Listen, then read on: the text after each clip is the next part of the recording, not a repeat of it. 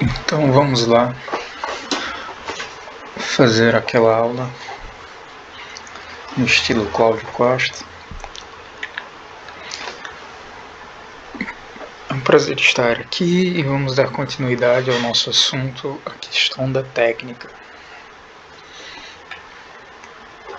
Primeiro, é importante que façamos uma retomada daquilo que nós discutimos na aula passada, né? Nós mostramos que o interesse pela filosofia em relação à técnica é um problema de pesquisa multifacetado e é obviamente de extrema importância para a compreensão da sociedade contemporânea. Algumas razões pelas quais a filosofia se dedica a investigar a questão da técnica, como nós vimos, são a questão da compreensão da natureza humana, porque a tecnologia está intrinsecamente ligada à natureza humana e à nossa capacidade de criar e moldar o mundo ao nosso redor. Ao investigar a relação entre tecnologia e humanidade, a filosofia nos ajuda a entender nossa própria natureza e forma como nos relacionamos com o mundo. Em segundo lugar, nós temos os desafios éticos e morais, não é? Porque você tem, por exemplo, questões de privacidade, responsabilidade, justiça social, impactos também no mundo do trabalho, feitos pela técnica e etc. Além disso, a filosofia oferece uma base para analisar e discutir essas questões, buscando soluções que consideram o bem-estar da humanidade e do planeta. Além disso, a gente tem uma compreensão da história e do futuro da tecnologia, que a filosofia pode promover, e uma visão crítica do desenvolvimento tecnológico, porque a gente consegue sair um pouco da abordagem ingênua e acrítica em relação aos desenvolvimentos, buscando a compreensão mais profunda das motivações e consequências subjacentes à filosofia. Nós também vimos que os gregos acreditavam que a tecnologia imita a natureza e que existe uma distinção entre coisas naturais e artefatos. Também vimos, na aula passada, tivemos um panorama geral sobre Heidegger e Simondon. Vimos que na crítica da relação entre técnica, filosofia e arte, há algumas semelhanças entre os autores, e em especial Simondon, ele pensa que na sua obra Du mode d'existence des objets techniques, eu não sei francês, de 1958, Simondon pensou uma crítica à visão tecnocrática e instrumental, não é, da técnica, que a considera apenas como um meio para a domesticação das forças naturais, resultando numa certa alienação de quem faz o objeto técnico, não é, do trabalhador. Ele propunha uma compreensão mais profunda da técnica, incluindo conceitos como transindividualidade, onde o objeto técnico é visto na sua gênese contínua, incluindo o conceito, pensando uma integração, né, em que os objetos vão se integrando, saindo do abstrato para o concreto, fazendo uma organicidade maior. Ao invés de coisas separadas, você tem cada vez mais coisas juntas. Simondon, e aí você pode ver alguma relação com o velho Heidegger, ele valoriza a arte, mas a considera uma tentativa imperfeita de retorno a uma unidade mágica primitiva, enquanto a filosofia seria uma espécie de modo superior de restauração dessa unidade. Simondon argumenta que os objetos técnicos têm uma dimensão ontológica e uma autonomia relativa. Eles são resultados de um processo de desenvolvimento contínuo e uma interconexão entre várias etapas. Cada objeto surge como uma continuação e um aperfeiçoamento de outros objetos anteriores. Além disso, nós também discutimos a questão da técnica, não é? Que é aquele texto bastante clássico, bastante relevante para a discussão desse tema, texto de Heidegger.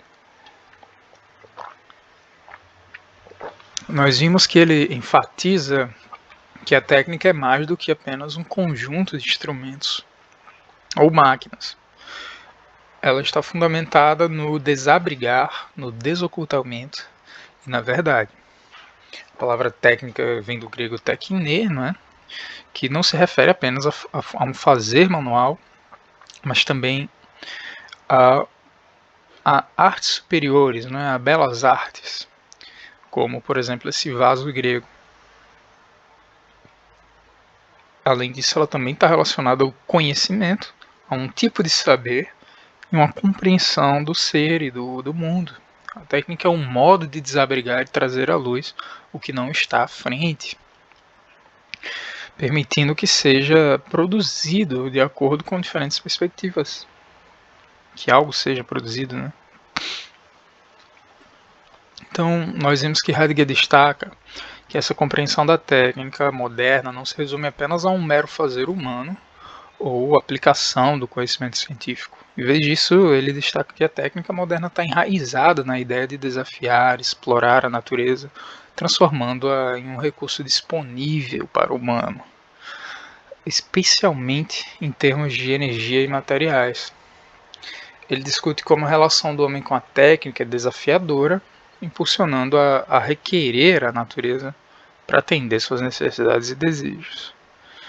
Ele também usa um conceito que é o Gestel, a armação, que é mencionado como uma forma pela qual a realidade se desabriga e se desoculta como subsistência. Então a técnica moderna é considerada como uma forma de armação que traz à tona a essência da natureza como algo passível de ser explorado e transformado pelo homem. Além disso, Heidegger destaca a importância do destino da técnica, enfatizando que o destino do desabrigamento e do desenraizamento é em si mesmo um perigo. Ele adverte que a técnica moderna pode levar à ilusão de que tudo é apenas uma subsistência para o homem, reforçando a noção de que ele é o dominador da terra e o detentor de tudo que encontra, o que pode levar a uma perda do verdadeiro entendimento da realidade. Na obra que discutimos, iniciamos a discussão, a questão da técnica, Die Frage nach Technik. Heidegger argumenta que a essência da técnica não está nas próprias máquinas ou dispositivos tecnológicos, mas sim na forma como o humano se relaciona com a técnica. Ele destaca que a técnica moderna não é apenas um meio para alcançar determinados fins, mas a forma de ver o mundo e a si mesmo, que transforma a própria essência da natureza humana. Isso leva a uma visão instrumental do mundo, onde tudo é visto como um meio para alcançar um determinado fim. Nesse enquadramento tecnológico, o humano se torna parte de uma máquina impessoal e se distancia da sua essência mais autêntica, não é? Portanto, para resumir, Heidegger enfatiza a importância da arte como meio de despertar o homem do seu torpor técnico. Mas o que nós realmente queremos discutir hoje, finalmente, é entrar na análise da técnica feita por Marx. Então eu espero que vocês tenham lido o texto que eu passei. É um texto curto, um pouco denso para quem está tendo primeiro contato, mas é isso, né? Filosofia não sempre vai ser denso. E se chama o trecho Trabalho Estranhado e a Propriedade Privada. Nesse texto de Marx, é um texto de 1844, um texto razoavelmente antigo e era do Marx jovem, em comparação a esses outros textos que nós vimos agora e discutimos brevemente. Ainda vamos aprofundar, não é como do Heidegger se Mondor, mas é um texto mais antigo. No entanto, vocês vão ver aqui que tem algumas coisas importantes nesse texto, né? Marca a discussão. Vocês podem pensar, podemos começar observando que Marx e Lukács, Lukács é um marxista, né? Pensaram o trabalho e a tecnologia como elementos ontológicos fundamentais da compreensão do ser genérico humano e da objetivação do homem. E a gente vai, obviamente, explicar melhor isso. Quando a gente tenta pensar o trabalho como elemento ontológico, eu decidi começar pelos manuscritos econômicos filosóficos, porque é um trabalho de juventude que marcou época e que o próprio, como eu acabei de citar, Lukács leva isso à frente para pensar essa questão ontológica. Como a gente vai ver, o Marx não costumou, pelo menos o Marx maduro, lidar muito com questões transhistóricas, já que ele estava sempre preocupado com a questão histórica. Ele estava preocupado com como o capitalismo funcionava, como a modernidade funciona, e acabava não lidando com, não escrevendo muito sobre como seria antes ou sempre. Mas o Marx jovem tem alguns elementos e a gente pode encontrar, que a gente vai discutir nessa aula. Então, nós vemos que não são propriamente, esse trecho, como vocês devem ter lido, não é propriamente sobre a técnica, mas trata-se do trabalho alienado. Mas aqui ele toca em temas centrais já para a compreensão da técnica. Como vocês viram nos manuscritos econômico-filosóficos, Marx diz: não desloquemos, como faz o economista nacional quando quer esclarecer algo, a um estado primitivo imaginário. Quer dizer, não adianta tentar entender um elemento contemporâneo por algo suposto sobre as suas origens. Nós precisamos entender a técnica, portanto, a partir do agora e não lá de um passado remoto sobre a sua essência ou algo assim. Então esse é um ponto de partida do Marx. Só que como a gente vai ver, a coisa se confunde um pouco, porque na mesma página vocês encontram ele dizendo: o produto do trabalho é o trabalho que se fixou no objeto, fez-se coisal. Quanto mais o trabalhador se desgasta trabalhando, tanto mais poderoso se torna o mundo objetivo, alheio que ele cria diante de si. Tanto mais pobre se torna ele mesmo, seu mundo interior, e tanto menos o trabalhador pertence a si mesmo. Naturalmente, ele está falando aqui do capitalismo, ele não está falando aqui de um aspecto transhistórico. Todavia, esse processo de estranhamento, embora seja específico do capitalismo, lança luz no passado, que é o que nós vamos ver, não é? Na exteriorização de si, no ato do trabalho, o homem cria não somente um objeto, mas uma existência externa que existe fora dele e estranha a ele. Torna-se uma potência autônoma diante dele. Estranhamento que não se mostra somente no resultado, mas principalmente no ato da produção. Então, quando o sujeito trabalha, ele produz um objeto diferente dele mesmo, né? Ele trabalha uma coisa diferente dele mesmo, que é a natureza, e como resultado tem uma coisa diferente dele mesmo, que é um objeto. Portanto, você tem uma exteriorização da subjetividade. Aquilo que estava na mente passa para o objeto, que a gente vai retornar isso várias vezes aqui. Então, esse estranhamento, em alguns períodos e contextos históricos, fez, por exemplo, deuses e senhores das coisas, os senhores das coisas, né? E aí os homens começaram a falar de deuses como sendo o responsável pelo trabalho, o responsável pelo produto, responsável por aquilo que vira estranhado. Então os homens faziam uma plantação e rezavam para o Deus da chuva, achando que Deus da chuva era o responsável pela produtividade dessa plantação. Então você vê como tem uma diferença uma distância entre o ato individual e coletivo e aquilo que é produto desse ato. É disso que é esse elemento ontológico que a gente está tratando e que o capitalismo desvela. Graças a ele a gente consegue ver. Então, não à toa, tantas tecnologias envolviam uma relação com seus deuses, sacrifícios humanos, rituais de chuva, orações, tudo isso são formas de relação que devem ser entendidas como técnicas. Naturalmente, a indústria tornou os deuses obsoletos, né? E finalmente as pessoas puderam ver que o dono do trabalho sempre foi o homem, ainda que estranhado, ainda que esse trabalho seja estranhado. É por isso que Marx fala em dominação do homem pelo homem. A forma extrema da alienação moderna, que é a propriedade privada, né, revela as formas sutis da relação do sujeito com o seu trabalho ao longo da história. Mas não vamos entrar nisso para manter o foco. O trabalho é, portanto, uma atividade essencial que diferencia o homem dos outros animais e o constitui como ser genérico e consciente. E através do trabalho, o homem transforma a natureza e cria o mundo objetivo, o que confirma a sua natureza genérica como um ser que age conscientemente sobre a realidade. Então, o trabalho é uma atividade social e criativa que torna o homem capaz de produzir não apenas para satisfazer suas necessidades imediatas, mas também para criar um mundo além das suas próprias limitações individuais. É uma expressão da relação dialética entre o homem e a natureza, onde ele se objetiva ao mesmo tempo que objetiva o mundo ao seu redor. É nesse âmbito que a técnica deve ser pensada. O objeto tecnológico é um fruto do trabalho, é trabalho materializado.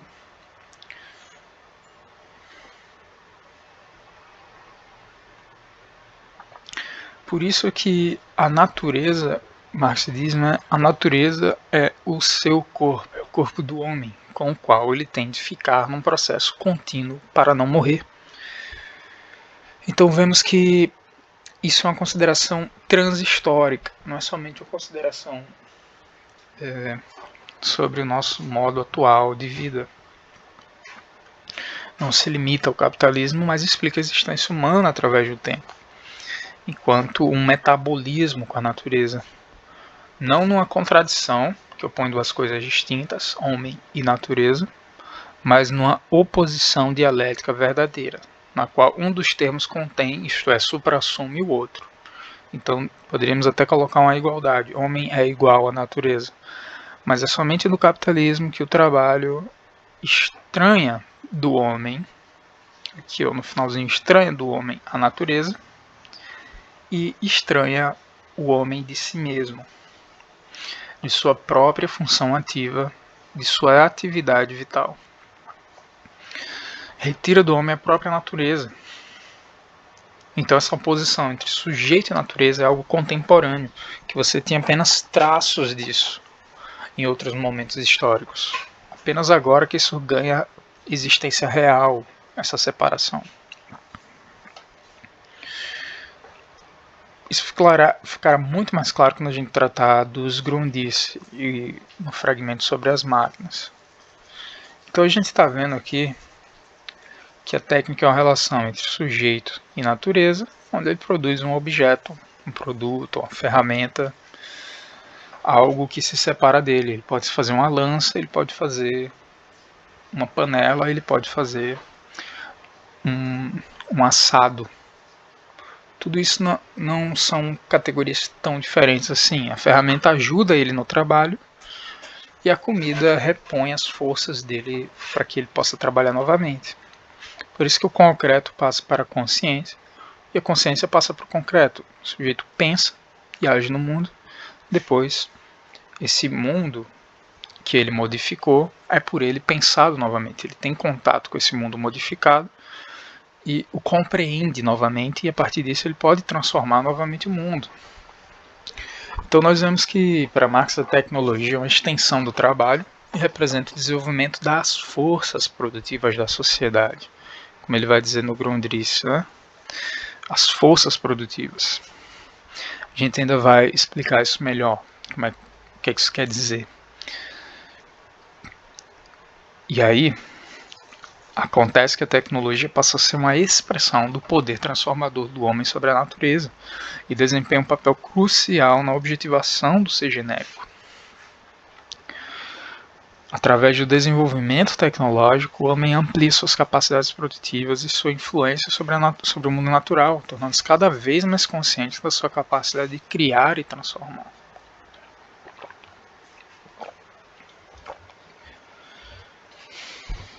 Desenvolvimento das forças produtivas é o que? Desenvolvimento do maquinário, dos instrumentos, das técnicas que permitem ao homem trabalhar mais.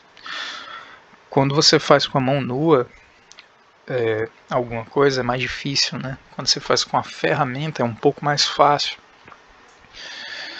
Então isso desenvolve a sua força de produzir, de modificar a natureza, de fazer coisas acontecerem no mundo. Para Lukács, que fez uma grande leitura dessa obra, dos manuscritos e do Marx mais jovem, a tecnologia é vista como uma categoria ontológica que molda a relação do homem e do mundo objetivado. Ela influencia a forma como o homem se relaciona com o mundo e com os outros. A tecnologia é uma manifestação concreta da objetivação do ser genérico na produção material e social. Ser genérico é o quê? É o sujeito que é o que caracteriza o humano como um sujeito que, enquanto é o indivíduo, ele é representante da sua espécie. Quando ele age enquanto espécie, enquanto humano. Ele é um ser genérico. Diferente do animal, que ele é sempre o representante de si mesmo, porque ele não tem consciência. Um cachorro, ele não tem consciência de que é um cachorro. Ele apenas age como os instintos mandam, ou o que ele aprendeu, mas ele não age enquanto um cachorro. Enquanto humano, ele age enquanto humano. Ele sempre está pensando aquilo que a espécie inteira diz para ele que ele deve ser e fazer. Isso é o que o Marx entende por ser genérico, que não é tão relevante aqui. Vamos continuar. Em ambos os casos, o trabalho e a tecnologia são considerados elementos ontológicos que desempenham um papel na constituição do ser genérico, na objetivação de si mesmo. Através do trabalho e do desenvolvimento tecnológico, o homem se torna consciente da sua natureza genérica. Ele se torna consciente de si mesmo enquanto espécie, enquanto alguém que pela divisão do trabalho, pela cooperação, consegue produzir a natureza, fazer a natureza encontrar a si mesma. Porque aqui Marx não está pensando que a natureza é algo diferente, ou que o homem nega a natureza no sentido de que a natureza deixa de ser aquilo que ela é. Não, a natureza vai ao encontro de si mesmo. Quando você transforma um galho num porrete, você não modificou a natureza, você apenas entregou a ela aquilo que ela já tinha em si mesma enquanto potência. Então, para que fique ainda mais claro, a gente precisa discutir o que é o materialismo histórico, que é o que está por fundo aqui, né? Materialismo histórico dialético. Para o materialismo, para essa visão, para essa abordagem, a humanidade é o quê? É um fruto de um extenso processo de evolução de um animal que começa no bipedismo, que libera as mãos do papel de apoio do peso corporal e lhe entrega a liberdade para manipular o mundo, permitindo mais precisão e delicadeza no uso das mãos para manipular objetos, o que é uma notável semelhança, mas por razões muito distintas, da importância dada às mãos e à manipulação que Heidegger dava, né? No Zuhande, Vorhande e manualidade, presente à mão, que, enfim. Nesse trecho aqui que eu trouxe, do Engels, você encontra um pouco essa visão aqui dessa questão histórica e dialética ao longo do processo da espécie humana, que é um texto muito clássico, que é o papel do trabalho na transformação do macaco em homem. É um texto bem mais tardio que os manuscritos econômicos, filosóficos. Então aqui você já tem contribuições, ele já estava ciente das contribuições de Darwin e de outros. Os manuscritos não têm isso, não têm essa contribuição. Eles ainda estão desenvolvendo uma ciência e uma filosofia que se baseia puramente em filosofia, em uma especulação sobre como o mundo deve ser. Então é uma abstração concreta, parte do concreto, mas é uma abstração, mas aqui ele já tem elementos mais concretos para essa abstração. Então Engels diz nesse texto: certos macacos recorrem à mão para construir ninhos nas árvores, e alguns, como chimpanzé, chegam a construir telhados entre os ramos, para defender-se das inclemências do tempo. A mão lhes serve para empunhar garrotes, com os quais se defendem dos seus inimigos, ou para bombardear com frutos e pedras. Mas aqui precisamente é que se percebe quanto é grande a distância que separa a mão primitiva dos macacos, inclusive os antropóides mais superiores, da mão do homem, aperfeiçoada pelo quê? Pelo trabalho, durante centenas de milhares de anos. O número e a disposição geral dos ossos e dos músculos são os mesmos do macaco e do homem. Mas a mão do selvagem mais primitiva é capaz de executar centenas de operações que não podem ser realizadas pela mão de nenhum macaco. Então, nesse longo processo aqui, nós temos o que? A conclusão de que a mão é órgão do trabalho e produto do trabalho. Ela é uma ferramenta. Ela por si só é uma tecnologia. O nosso corpo é por si só uma tecnologia, porque é uma ferramenta, só que uma ferramenta orgânica que faz parte do nosso corpo. A gente vai ver que na modernidade, no capitalismo, essa coisa de ferramentas orgânicas vai desaparecendo. Enquanto a gente desenvolveu ao longo de milhões de anos mãos como uma ferramenta orgânica, nós também desenvolvemos um pouco mais recentemente enxadas, elementos para arar o solo, que também são ferramentas orgânicas. Né? Quando a gente trabalha com essas ferramentas, ainda que elas sejam coisas separadas, que a gente termina de trabalhar e deixa ela num canto, depois pega de novo quando quer fazer mais alguma coisa, ainda que seja uma coisa que quebra, mas a gente não sente dor, ela quebra, a gente vai lá e faz outra de boa, porque é uma coisa que não faz parte do nosso corpo, literalmente, ela faz parte no sentido de como o cérebro funciona. Quando você pega um arado, se você já manuseou aquilo bastante tempo, o seu cérebro entende aquilo como parte do seu corpo. Isso aí a neurociência já coloca isso bastante. Então você tinha ali uma relação de união. O humano é natureza. O humano é outro aspecto da natureza. Então a gente integra as coisas a nós. Mas isso modifica um pouco no capitalismo e surge a oposição por causa dessa alienação, é a desintegração. Mas vamos continuar aqui devagarzinho. Engels ainda diz mais uma coisa legal. Quando os árabes aprendem a destilar o álcool, nem sequer ocorreu-lhes pensar que haviam criado uma das armas principais com que iria ser exterminada a população indígena do continente americano. Que era desconhecido, né? Mais tarde, Colombo descobriu a América e não sabia que, ao mesmo tempo, dava nova vida à escravidão, há muito tempo desaparecida na Europa e assentando as bases do tráfico dos negros. A escravidão é uma tecnologia, o álcool é uma tecnologia, o barco é uma tecnologia. Engels está enfatizando que o trabalho não somente moldou a mão, mas também teve um impacto direto no desenvolvimento dos cérebros e dos sentidos e das relações sociais. A necessidade de comunicação entre os primeiros humanos surgiu da crescente complexidade do trabalho e a linguagem acabou, à medida que o trabalho e a linguagem evoluíram, eles se influenciaram e estimularam ainda mais no desenvolvimento dos cérebros e dos sentidos.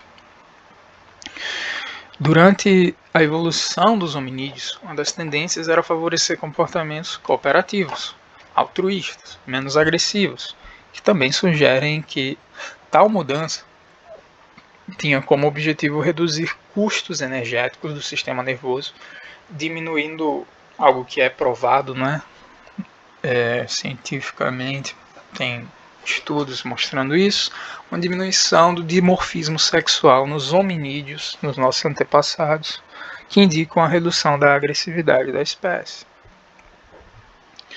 Ademais, indivíduos agressivos e que perturbavam o equilíbrio das relações sociais recíprocas eram expulsos da população, daquele grupo, contribuindo para a consolidação desses comportamentos mais colaborativos ao longo do tempo.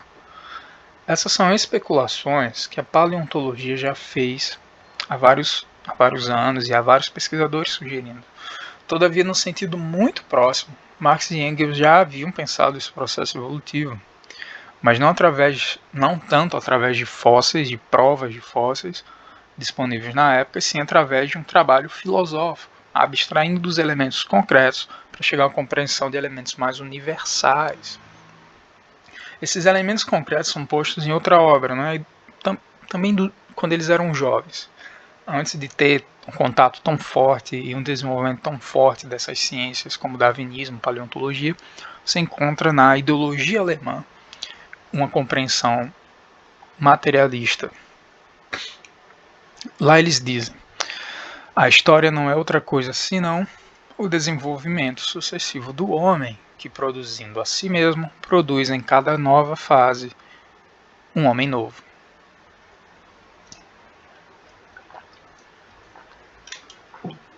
Isso é tecnologia. O próprio homem é um aparato técnico. Nesse sentido aqui, não é? A primeira premissa de toda a história humana é naturalmente a existência de indivíduos humanos vivos. Materialismo. Materialismo quer saber como ele faz para entender os elementos básicos. Então ele começa de algo que aparentemente é muito simples. Primeira premissa de toda a história humana é a existência de humanos vivos. Parece muito óbvio, qualquer pessoa vai concordar com isso. Tem que ter gente viva. Aí você diz, mas isso é muito evidente. Sim, e aí se segue. A primeira premissa de toda a história é a produção dos meios para satisfazer as necessidades de um humano vivo. A produção da própria vida material. Esta é a condição indispensável a todas as épocas da história. Essa é a condição natural da vida.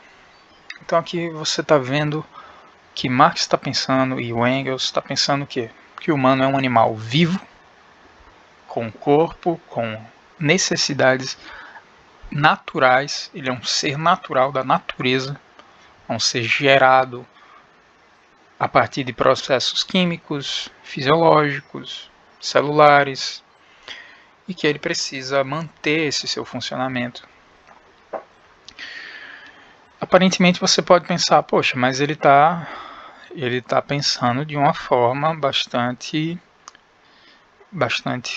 próxima ao que seria uma ciência rudimentar. Não tem filosofia nisso. Mas é aí que você se engana. É claro que isso aqui é uma abordagem filosófica. Marx, Kant, Hegel, quer dizer, Heidegger, compartilhavam, e aqui eu estou colocando Marx ao lado de Kant e Heidegger para mostrar assim, que eles dois são indubitavelmente filósofos. Então você não tem como dizer que se Marx usa um procedimento similar, ele também não é filósofo. Porque eles compartilhavam um interesse comum em investigar condições de possibilidade que fundamentam a existência humana e a compreensão do mundo.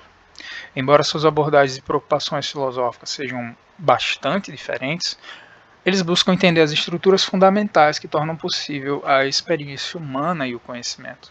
Você encontra até mesmo comentadores da obra de Marx, como é o nome? O japonês Koei Saito, que diz que você pode ler a obra de Marx, parte do Capital, como uma crítica, no sentido kantiano, crítica da razão, só que Marx está fazendo uma crítica da economia política. Então ali você tem elementos muito próximos ao de Kant. É uma aplicação da filosofia a elementos concretos. Em sua filosofia crítica, o que é que caracterizou Kant? Exploração das condições de possibilidade do conhecimento humano. Na obra Crítica da Razão Pura, ele investiga formas a priori do entendimento, como espaço, tempo, que são estruturas fundamentais que moldam a nossa percepção do mundo. Kant argumenta que essas categorias são inatas à mente e predeterminam a nossa compreensão da realidade. E Heidegger, por seu lado, também está interessado nas condições de possibilidade. Ele até publica um livro, pelo menos o Heidegger jovem, né, ele está interessado muito em Kant, em fazer uma releitura de Kant, na questão metafísica, e ele está preocupado numa ontologia e numa compreensão do ser humano, no ser e tempo. Ele busca os fundamentos do ser e do Dasein, para entender como a existência humana é moldada pela preocupação com o seu próprio ser e sua finitude. E Marx nisso tudo?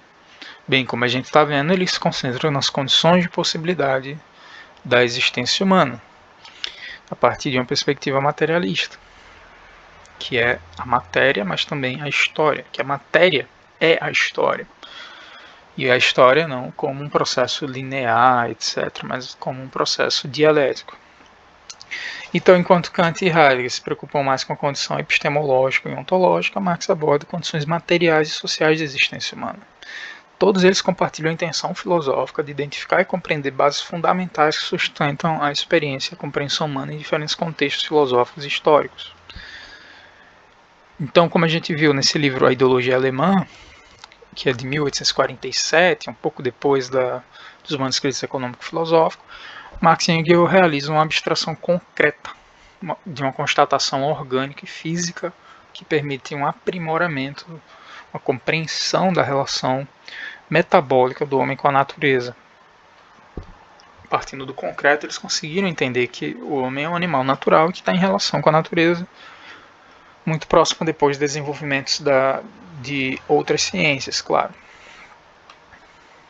Para Marx, uma abstração concreta é uma forma de pensamento que representa um processo real ou um objeto específico, mas também captura as relações e as características essenciais que são compartilhadas por uma classe mais ampla de fenômenos. Em outras palavras, é uma forma de abstrair as características principais e fundamentais de um fenômeno particular, mantendo-as conectadas ao contexto material específico em que ocorrem. Essa abordagem permite a Marx lidar com a complexidade da realidade social e econômica de uma maneira mais ampla e profunda, ao utilizar abstrações concretas que não simplificam excessivamente a realidade nem a tornam um conceito abstrato diante da experiência dos indivíduos. Então, ainda assim, para concluir aqui o nosso aspecto geral da obra, antes de finalmente chegar nos grundrisse, que a gente ainda vai abordar mais na próxima aula, é importante que vocês notem o seguinte. Para Marx, a relação entre trabalhador, consciência e processo de trabalho passa por algumas noções centrais. Você tem primeiro uma representação prévia, ou abstração, o que significa que para iniciar o processo de trabalho, o trabalhador deve ter uma representação prévia ou abstração do que ele pretende criar, que parte de certa forma do concreto, do imediato, daquilo que é dado aos sentidos, das experiências sociais, do que ele aprende e do que ele vê ali na aparência, no mundo das aparências. Ele parte daquilo e pretende criar objetos, mundo. Então significa que ele precisa ter na mente uma ideia, uma compreensão abstrata do objeto que ele quer produzir antes mesmo de começar o trabalho. E o concreto empírico é essa representação que começa na relação imediata com a natureza, como eu estava dizendo, e essa interação com o mundo material e social proporciona a base da compreensão das necessidades humanas e das possibilidades de transformação da realidade. Daí você tem finalmente o processo de trabalho enquanto transformação da abstração em concreto pensado, que ao longo do processo de trabalho a abstração do trabalhador se transforma em uma forma concreta de pensamento, no objeto, na natureza, e isso acontece à medida que o trabalhador utiliza seu conhecimento, suas habilidades e esforços físicos para moldar a matéria-prima em algo concreto e tangível. E aqui note que quando eu fiz esse esquema sujeito, natureza e objeto aqui, eu coloquei esse esquema triádico porque muitas vezes o objeto é o produto da relação com a natureza, mas muitas vezes ele é a mediação da relação com a natureza. Então a natureza não é um objeto. O objeto é uma coisa diferente. A natureza pode ser transformada em objeto pelo trabalho, pela relação com o homem, mas ela não é por si só um objeto. Ou seja, um produto, uma ferramenta. Por fim, você tem a materialização do interesse, dessa vontade, desse desejo em valor de uso. Com o término do processo de trabalho, o interesse e a intensificação, a intenção inicial do trabalhador, eles são materializados no objeto criado. E esse objeto agora dotado de utilidade torna-se um valor de uso. Ou seja, algo que satisfaz necessidades e pode ser utilizado para atender certas finalidades práticas. Bom, essa visão destaca a importância do processo de trabalho como atividade criativa e consciente que os humanos transformam a natureza para atender às suas necessidades. O trabalho envolve planejamento, conhecimento, habilidade e uma relação ativa e interativa com o mundo material. Mas vejamos agora como essa relação aparece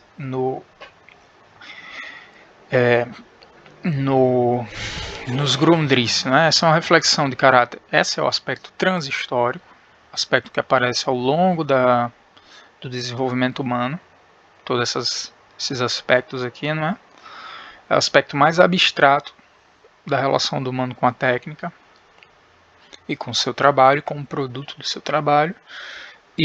Mas, naturalmente, Marx está interessado em entender o que há de mais concreto, que é, portanto, o nosso momento histórico, a modernidade. Porque não adianta você tentar entender como era antes, porque você não estava lá.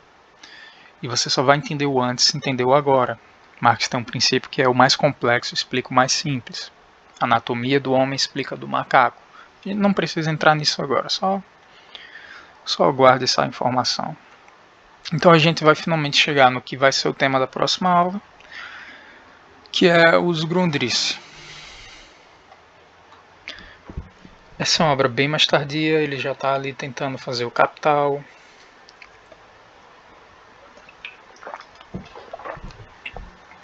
E ele vai escrever aqui sobre o aspecto que a técnica, que o objeto, o produto do trabalho humano e a ferramenta, aquilo que medeia a relação entre humano e natureza, entre o humano e ele mesmo, entre o humano e o seu trabalho, como isso aparece agora na modernidade, a partir da Revolução Industrial. Então ele diz: contudo, o desenvolvimento da maquinaria por essa via só ocorre quando a grande indústria já atingiu um estado mais elevado e o conjunto das ciências já se encontra cativo a serviço do capital. Quer dizer, na modernidade a técnica ganha um sentido diferente, que é o sentido de máquina, vira uma máquina para ajudar na produção. Mas isso só acontece dentro de um sistema de relações que a gente chama de grande indústria. Porque você só produz uma grande máquina se você tiver todo um ecossistema, digamos assim, de empresas que permitam a produção dessa máquina. Você precisa de alguém que produza o ferro, que faça a mineradora, que faça o trator. Então você tem um ecossistema que a gente chama de grande indústria, que atinge um estado elevado e que põe o quê? Aí finalmente entra a ciência. Porque a ciência é uma questão moderna também. Vocês viram que o homem sempre trabalha pensando, ele sempre trabalha compreendendo a realidade. Só na modernidade que isso ganha um novo caráter e o homem passa a trabalhar também através de ciência. Então a ciência passa a se tornar cativa a serviço do capital.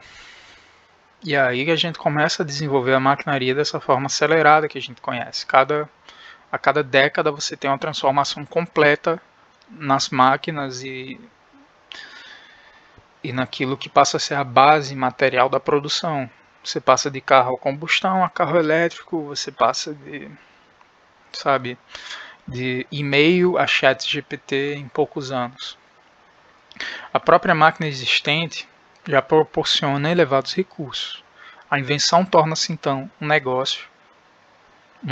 A invenção, a inovação é um negócio. E a aplicação da ciência à produção imediata é um critério que determina quem? A ciência. E solicita quem? A ciência. Então a ciência é chamada, o conhecimento humano, e colocado em padrões elevados, como é o padrão científico, que é aquele padrão impessoal. Você publica um paper peer review, quer dizer, 3 pessoas vão ler e vão dizer se prestou ou não, 3 pessoas que entendem do assunto. E ali você lê o trabalho de outras pessoas para poder se basear no seu, e vai publicando e vai gerando ali um conhecimento difuso, que você pode chamar de paradigma, mas que Marx está querendo pensar de uma forma um pouco diferente. Um conhecimento difuso que vai se refletir também na gente. Por exemplo, a ciência diz: lave as mãos porque é melhor. E essa ciência, se vocês forem ver Foucault, essa tecnologia de lavar as mãos, de manter a asepsia, essa tecnologia é chamada por Foucault de biopoder, não é? É uma forma de controlar os corpos para que a gente seja mais produtivo, porque se você ficar doente, você não vai trabalhar. Então você precisa lavar as suas mãos. E esse é um conhecimento de origem científica que vira um conhecimento difuso, que é o que Marx chama de intelecto geral, vai gerando um conhecimento coletivo. por cima, a gente está só por cima aqui, vamos continuar. Ele traz à vida todas as forças da ciência e da natureza. Quem? Progresso, progresso técnico, bem como da combinação social e do intercâmbio social, para tornar a criação da riqueza relativamente independente do tempo de trabalho nela empregado. Quer dizer que o desenvolvimento técnico na modernidade une ciência e natureza, mas também todas as forças sociais e todo o intercâmbio social. Por quê? Porque você tem, obviamente, a união das forças sociais, quer dizer, o sujeito produz um paper na China, outro sujeito está extraindo, através de trabalho semi-escravo, minerais na África, outro sujeito extrai lítio na Bolívia, outro sujeito descobre uma forma nova de fabricar um metal de uma forma mais barata. Então você tem um intercâmbio social do mundo todo, a ciência do mundo todo e a natureza que está sempre aí, que é aquilo com que nós estamos sempre lidando, né, a natureza. Tudo isso vai junto para fazer o quê? Qual é que é, afinal, o objetivo na modernidade? Antes você tinha o objetivo de produzir coisas que eram úteis, que expressavam um desejo humano. Agora você tem o quê? É outra coisa. É outra conversa. A ideia não é produzir objetos técnicos para satisfazer a necessidade humana. Não é produzir uma enxada para ajudar a plantar mais e comer melhor. Não é produzir um arado para poupar trabalho e deixar você mais melhorar a sua saúde, seu bem-estar, porque com arado você bota de repente um boi para puxar o arado e você fica mais de boa. Não, aqui a conversa é outra. A ideia é a criação de riqueza relativamente independente do tempo de trabalho nela empregado. A ideia é diminuir o trabalho humano. Diminuir o trabalho humano para quê? Para aumentar, obviamente, a acumulação. Aqui não se trata de poupar as pessoas. Porque essa pessoa que vai ter o seu trabalho diminuído vai ficar desempregada. E a gente vai com calma.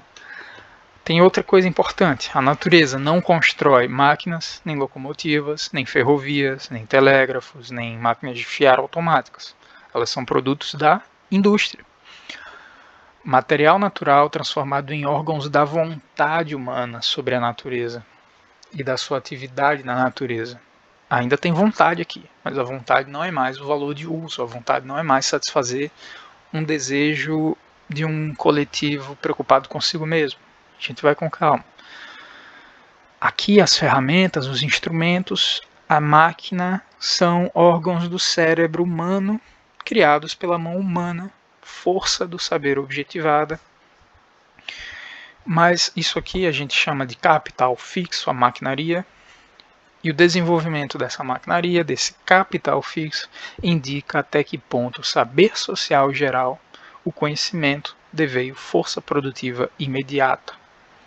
A gente falei isso lá no começo, que a maquinaria expressa o desenvolvimento das forças produtivas de uma sociedade. O estado da técnica mostra o quanto os homens são capazes de produzir. E a gente tem um desenvolvimento da nossa técnica que sim, a gente consegue produzir muito. Vocês sabem que o capitalismo é o primeiro lugar onde existe uma crise de superprodução. Antes você tinha uma crise de subprodução, faltava coisas. Agora você tem excesso de coisas. Então a gente consegue produzir muito, mas é uma outra relação.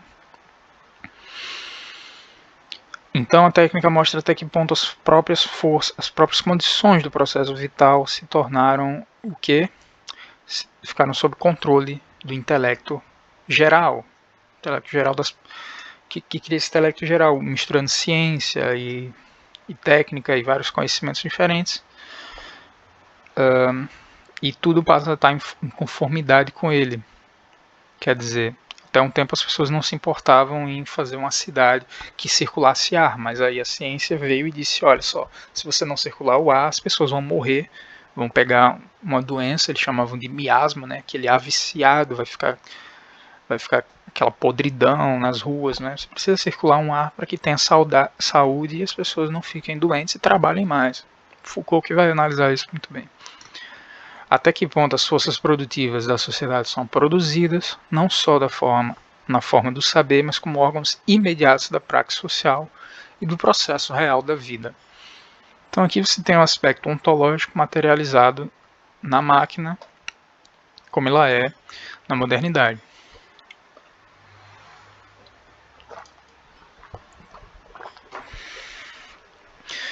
E aqui é preciso ainda, para concluir, a gente observar mais uns detalhezinhos antes de a gente passar para a próxima aula, onde a gente vai discutir mais a fundo os detalhes desse texto e de como a técnica aparece na modernidade. Né? Como essa coisa que tem sim, digamos, uma essência, existe uma essência da técnica, para Marx também, não é? Essa relação do humano com a natureza, criando um objeto que o ajuda a se relacionar com a natureza e que, portanto, cria a ele mesmo e cria a natureza. A técnica reproduz o homem e reproduz a natureza. A gente tem uma relação totalmente diferente na modernidade, que é a relação de alienação, como a gente viu já nos manuscritos. Ele estava pensando isso, uma relação em que o humano se separa de si mesmo e que a máquina, porque a máquina aparece não como um produto, não como uma coisa orgânica, mas como uma coisa à parte, uma coisa alienígena. Não é parte do corpo dele, ele que é parte do corpo da máquina. Então, nos fragmentos sobre a máquina, Marx aprofunda ainda mais o desenvolvimento do capital e a sua relação com o capital fixo, que são as máquinas, e com o capital circulante. Vou explicar isso. Então, ele discute como o capital fixo, quando desenvolvido até certo ponto, se torna uma forma de existência separada ao lado do capital circulante, e aí eles são naturalmente dois tipos de capital diferentes. Você tem capital fixo, edifícios, máquinas, né, grosso modo, que são coisas que transferem valor à medida que se desgastam, eles não produzem valor novo, mas isso não é relevante aqui no momento. Você tem capital circulante, que transfere o valor de uma vez só, né? Matérias-primas, quer dizer, você trabalha uma madeira, a madeira, tudo que ela tinha para transferir, ela transferiu ali de uma vez só, ela virou valor enquanto é madeira. E você tem também o capital dinheiro, que paga a força de trabalho, que circula também pagando as coisas e fazendo trocas. E o que nos interessa aqui é o capital fixo, que é a maquinaria. Então Marx enfatiza que o pleno desenvolvimento do capital ocorre quando os meios de trabalho representados pelo capital fixo são suspensos em sua forma imediata, aparecendo como máquinas dentro do processo de produção. Nesse estado, o processo de produção se torna científico, subjugando as forças da natureza para servir às necessidades humanas. E o trabalho direto é reduzido a um mero momento desse processo. O capital tem como objetivo conferir ao processo de produção um caráter científico, e assim trabalha em direção à sua própria dissolução como forma dominante de produção. Quer dizer, o desenvolvimento do capital fixo indica um conhecimento social que se tornou uma força produtiva imediata, mudando as condições de vida social de acordo com esse intelecto geral e com a necessidade de acumulação. Então, o uso das máquinas aumenta o poder produtivo do trabalho, correto, permite a criação de uma maior quantidade de produtos em menos tempo, ok, mas aí é que entra a sofisticação. Ele contesta a afirmação Marx, né, a afirmação burguesa de que máquinas tornam o trabalho mais fácil ou mais curto. Em vez disso, as máquinas permitem que o capital estenda o tempo de trabalho dedicado ao trabalho em benefício próprio, benefício do capital. Então a gente tem uma relação evidente em que, ao invés do sujeito trabalhar 2 horas, não é porque o capital fixo, quando você desenvolve ele, ao invés de você demorar 2 dias para produzir uma mesa, você demora 2 horas para produzir uma mesa, você poderia perguntar, bom, então ele produz ali em 2 horas, usando a maquinaria, usando a ferramenta, usando a técnica, e volta para casa no resto do tempo livre. E bom, a gente sabe que não, ele vai produzir o tanto quanto ele sempre produziu, o tanto de tempo quanto ele sempre produziu, mas produzindo numa quantidade maior.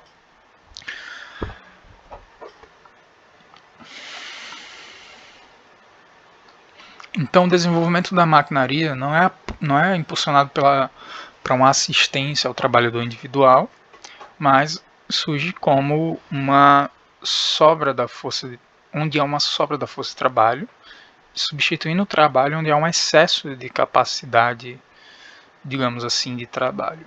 A maquinaria se torna a forma que dá às falácias dos economistas uma semelhança de validade aos olhos daquele que separa o capital do trabalho.